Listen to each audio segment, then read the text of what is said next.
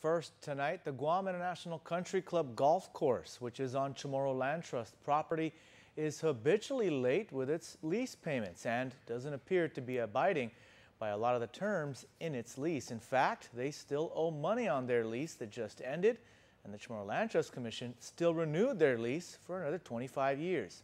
Here's more. The Chamorro Land Trust Commission just renewed a 25-year lease with a company for what was supposed to be the Dededo Municipal Golf Course.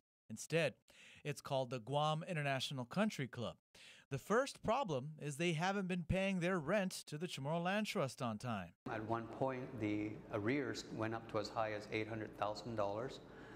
As of the end of the lease term, the information we have is that there was still about $74,000 in arrears in rental payment and about $52,000 in arrears of tax payments that are due. Despite this, the Chamorro Land Trust Commission just renewed their lease for another 25 years. The second problem is that it's not even clear exactly who the leaseholder is and who the leaseholder should be. We had to ask the question, who is the tenant now? Because the signatures on the documents are very different.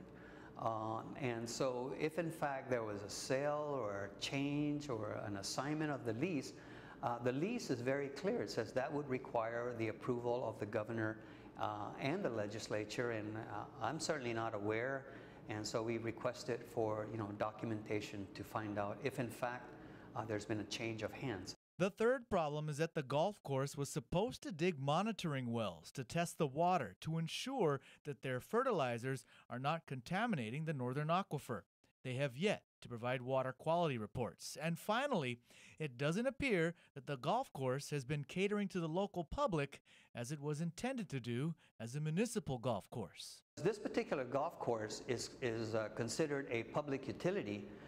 The rates that they charge are supposed to be regulated by the PUC. Senator Ada says the last time they went to the PUC was in 2008, and the senator finds it difficult to believe that their rates have not gone up since 2008.